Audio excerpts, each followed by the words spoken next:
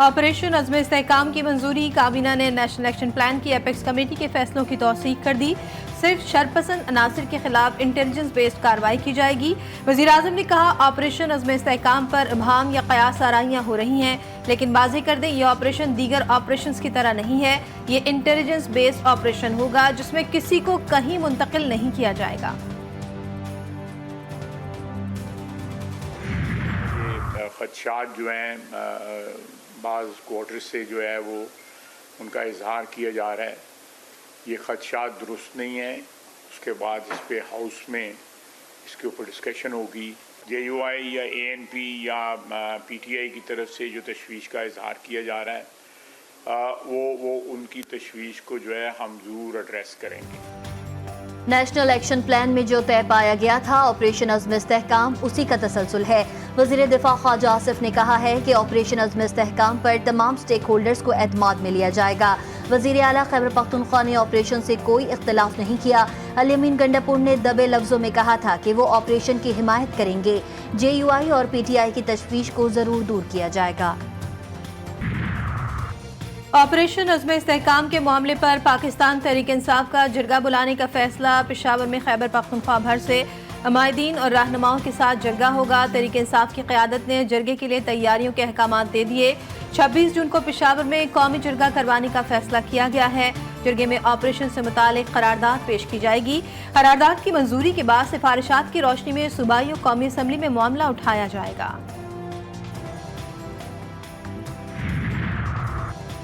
अज़्म इस्तेहकाम operation पर पहले in camera meeting में बहस कराई जाएगी और ये ऑपरेशन इसके बाद शुरू होगा। वज़ीर कानून आज़म नज़ीर तारड़ का कहना है कि ऑपरेशन पर एक दिन पहले भी वजाहत आ चुकी।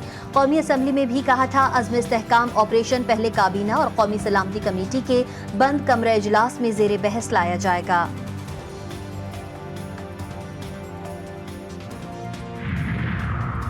जिस मुल्क में कानून की हुक्मरानी नहीं होती वहाँ सरमायाकारी नहीं होती।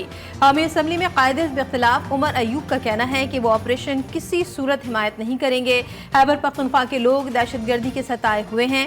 पाकिस्तान की सरजमीन पर अपने लोगों पर मिलिट्री ऑपरेशंस नहीं होने चाहिए।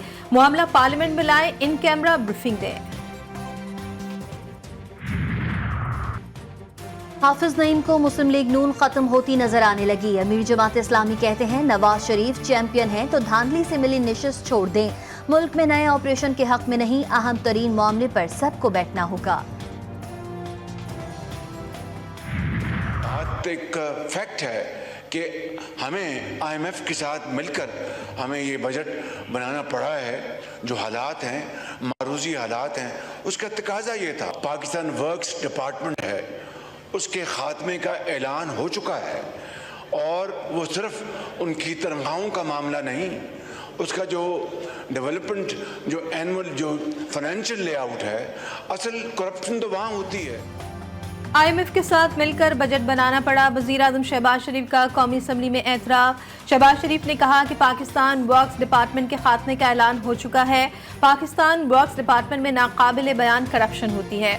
वज़ीर आज़म ने कहा कि वज़ीर ख़जाना की सरबराही में डाउन साइजिंग के लिए कमेटी बन चुकी है। अखराजात में कमी के हवाले से नताइज ऐवान में पेश करेंगे।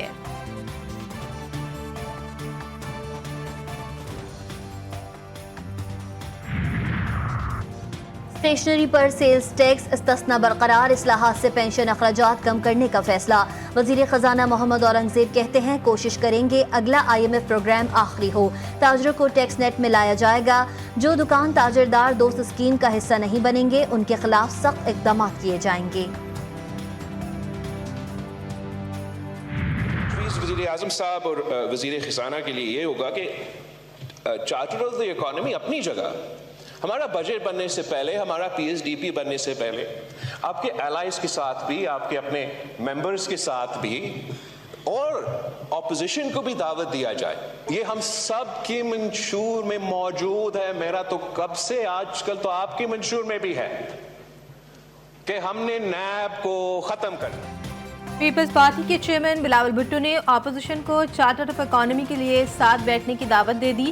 قومی اسمبلی میں بجٹ پر بحث کے دوران بلاول بھٹو نے کہا کہ بجٹ بنانے سے پہلے اتحادیوں کے ساتھ ساتھ اپوزیشن سے بھی رائے لینا چاہیے تھی۔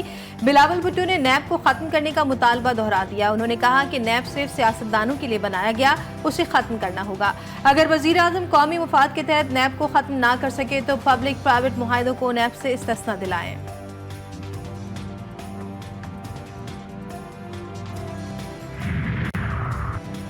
سرکاری ادارے سے سستی معیشت کا گلا گھونٹنے لگے۔ اداروں اور کمپنیوں کا خسارہ گزشتہ مالی سال 905 ارب روپے پر پہنچا۔ توانائی کا شعبہ سب سے زیادہ نقصان میں، حکمران سب سے اچھے کا دعویٰ کرنے میں مصروف، حقیقت بالکل الٹ۔ حکومت کا ایک اور کارنامہ، آئندہ مالی سال کے لیے ملکی تاریخ کی مہنگی ترین بجلی خریدنے کا انکشاف۔ درآمدی کوئلے سے ایک یونٹ 371 روپے 26 پیسے میں پڑے گا۔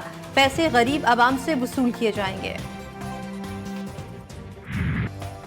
سنی اتحاد کونسل کی مخصوص نشستوں سے متعلق کیس کی سماعت جمعرات تک ملتوی۔ دوران سماعت چیف جسٹس آف پاکستان نے ریمارکس دیے کہ آئین مقدس ہے، اس پر عمل کرنا آپشن نہیں، لازم ہے۔ متناسب نمائندگی کے اصول سے ہٹ کر نشستیں نہیں دی جا سکتی۔ دوران سماعت جسٹس اطہر من اللہ نے ریمارکس دیے کہ آج بھی آئین پر عمل درآمد نہیں ہو رہا۔ بطور سپریم کورٹ ہم نے اپنے سر ریت میں دبا لیے ہیں۔ سب یہ تاثر دینے کی کوشش کر رہے ہیں جیسے ہم ماضی کی بات کر رہے ہیں۔ ایک دن ہمیں کہہ دینا چاہیے کہ بہت ہو چکا، آئین کی خلاف ورزی پر آنکھیں بند نہیں کر سکتے۔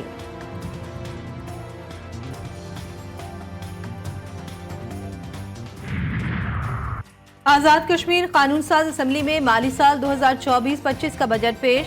بجٹ کا کل تخمینہ 2 کھرب 64 ارب روپے ہے۔ وزیر خزانہ آزاد کشمیر نے بتایا کہ اگلے مالی سال کے لیے 73 ارب 9 کروڑ 80 لاکھ روپے کا اضافہ کیا جا رہا ہے۔ ترقیاتی فنڈز کے لیے 44 ارب روپے مختص کیے گئے۔ آل ایکسپورٹرز ایسوسی ایشن آف پاکستان نے وفاقی بجٹ کو ملک سے غداری قرار دے دیا۔ ایکسپورٹرز نے عوام دشمن بجٹ کے خلاف بلیک ڈے منانے کا اعلان کر دیا۔ تاجر رہنما جاوید بلوانی کا کہنا ہے بلیک ڈے سے مسئلہ حل نہیں ہوا تو فیکٹریاں بند کر دیں گے۔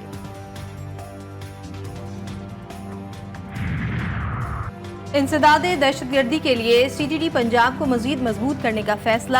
جدید ہتھیار، آلات، ٹیکنالوجی فراہم کی جائے گی۔ محکمہ داخلہ کی سمری کابینہ کمیٹی برائے خزانہ نے منظور کر لی۔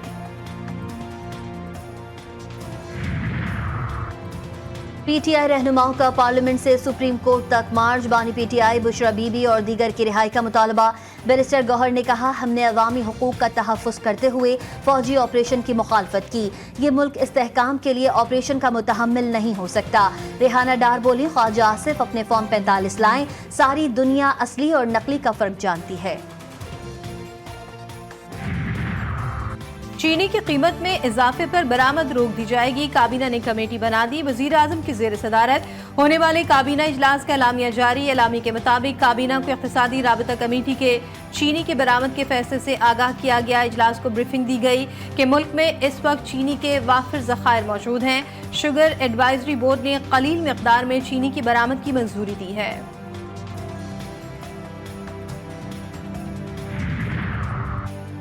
Rawalpindi F I A office سے چوری شدہ رقم خرد برد کرنے کے مقدمے میں اہم پیش رفت۔ راولپنڈی پولیس نے خرد برد میں ملوث مندرہ تھانے کے سابق ایس ایچ او اور یاسر محمود اور driver head constable Asad Mahmood کو گرفتار کر لیا۔ ملزمان سے 6 کروڑ 57 لاکھ روپے کی رقم بھی برآمد کر لی گئی۔ ملزمان کو مندرہ پولیس نے ٹول پلازہ پر مندرہ پر چیکنگ کے دوران گرفتار کیا۔ تھانہ مندرہ میں درج مقدمے میں اب تک 11 کروڑ 36 لاکھ روپے برآمد کیے جا چکے ہیں۔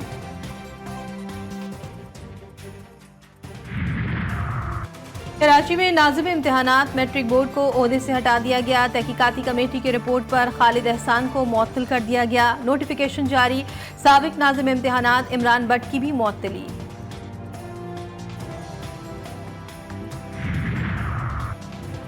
پنجاب بھر کے اسکولوں میں ہفتے کا دن یومیہ چھٹی کا دن قرار۔ ہفتے کے روز چھٹی کی وجہ سے اسکولوں میں پیر سے جمعے تک یومیہ تدریسی اوقات کار بڑھائے جائیں گے۔ وزیر تعلیم پنجاب نے ٹیچرز کمیونٹی کی آسانی کے لیے ہفتے کا دن بطور ویکلی آف قرار دینے کا اعلان کیا ہے۔ پشاور کے نواحی علاقے بڈبیر میں فائرنگ سے ایک ہی خاندان کے 8 افراد ہلاک، 2 زخمی۔ مسلح افراد نے مکان میں گھس کر فائرنگ کی، جاں بحق ہونے والوں میں 4 خواتین اور 4 بچے شامل۔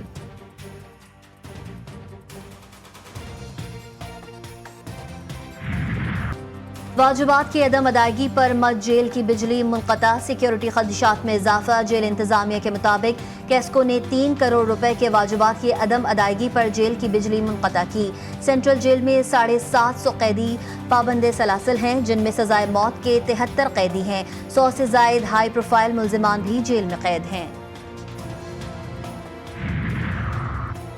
ملک کے بیشتر حصوں میں شدید گرمی کا راج برقرار ہے۔ آج تربت اور جیکب آباد ملک کے سب سے گرم مقام رہے، جہاں پارہ 49 ڈگری کو چھو گیا۔ دادو میں درجہ حرارت 48، سبی، لسبیلا، خیرپور میں 47، روڑی پٹیدن، موہنجو دڑو، لاڑکانہ، شور، بھاولپور اور نورپور تھل میں 46 ڈگری سینٹی گریڈ ریکارڈ کیا گیا۔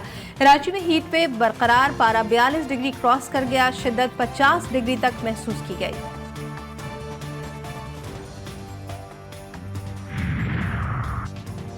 تھر پارکر میں شدید گرمی کی لہر کے دوران 25 مور ہلاک ہو گئے۔ محکمہ وائلڈ لائف سندھ کے مطابق موروں کی ہلاکتیں تحصیل مٹھی، اسلام کوٹ، چھاچروں کے دیہی علاقوں میں ہوئیں۔ 21 بیمار موروں کو علاج کے لیے مٹھی پوٹری سینٹر لایا گیا، جن میں 11 ہلاک ہو گئے، 12 کو بچایا گیا۔ علاقہ مکینوں کے مطابق تھر کے دیہی علاقوں میں روزانہ درجنوں مور ہلاک ہو رہے ہیں۔ کراچی میں بدترین لوڈ شیڈنگ کے خلاف احتجاجی مظاہروں کا سلسلہ جاری۔ لائنز ایریا کے مکینوں نے نیو پریڈی اسٹریٹ کو ٹریفک کے لیے بند کر دیا۔ احتجاج میں خواتین اور بچوں کی بڑی تعداد شامل۔ شہر کے مختلف علاقوں میں 12 سے 14 گھنٹوں کی غیر اعلانیہ لوڈ شیڈنگ کا سلسلہ جاری۔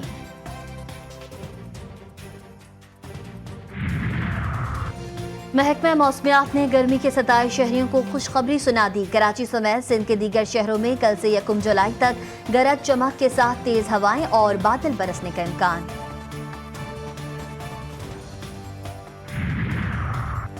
ایران میں صدارتی انتخابات جمعہ 28 جون کو ہو رہے ہیں۔ ایرانی عوام 6 امیدواروں میں مملکت ایران کا نیا صدر منتخب کریں گے۔ ایرانی حکام کے مطابق امریکہ، آسٹریلیا، برطانیہ، روس، چین، جاپان اور دیگر ملکوں کے 500 سے زائد نمائندے ایرانی صدارتی الیکشن کی کوریج کے لیے ایران پہنچ رہے ہیں۔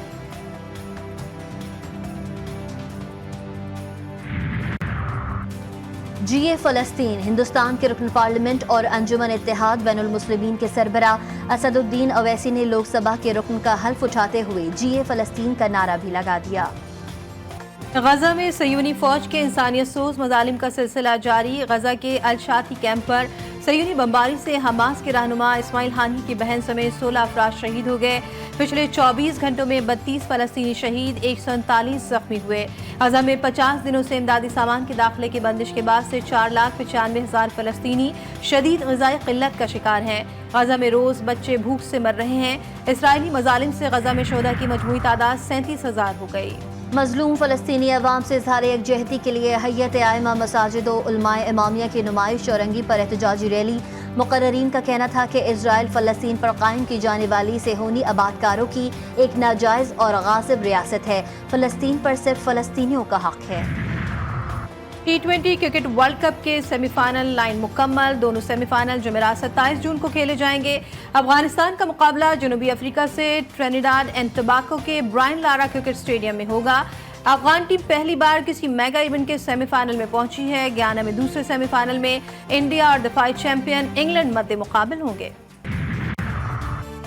T20 ورلڈ کپ کے سیمی فائنل میں پہنچنے پر افغانستان میں خوشی کی لہر۔ مولوی امیر متقی کا کرکٹ ٹیم کے کپتان کو فون۔ افغان وزیر خارجہ نے جیت پر قوم کی جانب سے مبارکباد پیش کی اور آئندہ بھی مزید کامیابی کے لیے دعائیں دیں۔